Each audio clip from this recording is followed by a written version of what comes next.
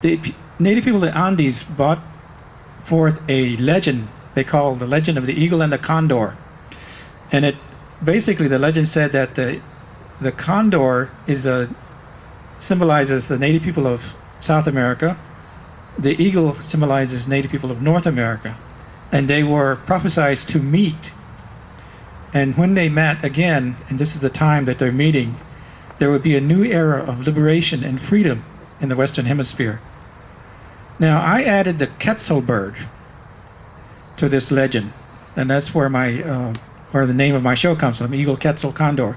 And the reason I added the Quetzal bird is because I just had this vision of the Quetzal bird from Central America, the Mayan peoples, sacred to them, coming up from the Zapatista movement and rising up in spirals to meet the eagle and the condor, to make sure that they connected and help to guide them to find each other, because this is a big continent. And I think the Zapatistas did that, and that's why I had to add their sacred bird, the Quetzal, to this name, Eagle, Quetzal, Condor. And my show tries to put forth a vision of a new civilization here in the Western Hemisphere based on indigenous values. And when I say indigenous, I don't mean just the native people here, but all of the indigenous values around the world. So people who are from Europe, who a lot of you think you don't even have a culture anymore, you do, and you have an indigenous culture based on Wicca, based on goddess worship, and those are indigenous to your lands, and you can go back to those values, and then you can consider yourself indigenous. But more important than now that you're in this new land, we native people would like to welcome you again and ask you to basically become indigenous here. In other words, instead of pledging your allegiance to this government, the United States, which has only been here for a short time in our long history, pledge your allegiance to Mother Earth. Pledge to take care of the earth, to defend it, to live in harmony with it, and to live in balance with all of the creatures that you share this planet with, the plant nations, the animal nations. Respect them, live in harmony with them.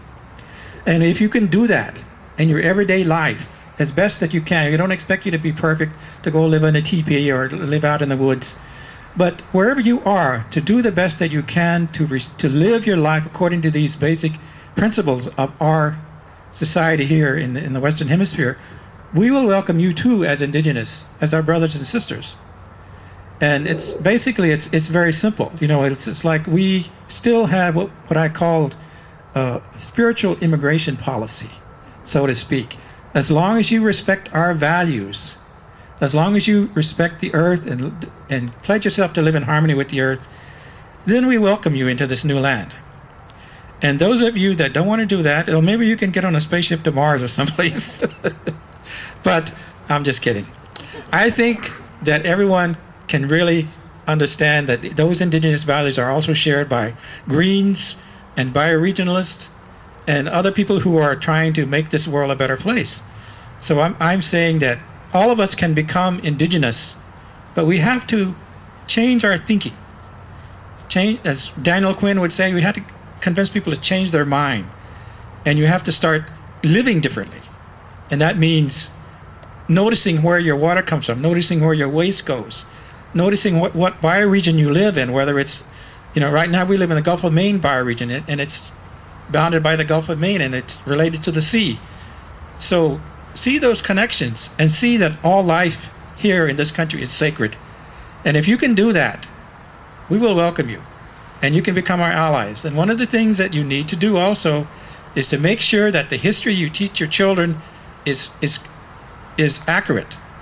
So do not celebrate this man, Columbus, as a great hero, but also recognize that he was a man who set in a process of genocide that lasted for several hundred years, and to a certain extent, as recently as the 1980s, when the genocide of the Mayan people happened under the Reagan administration, when 100,000 Mayan people were slaughtered in this war, supported by the U.S., and entire villages are wiped out.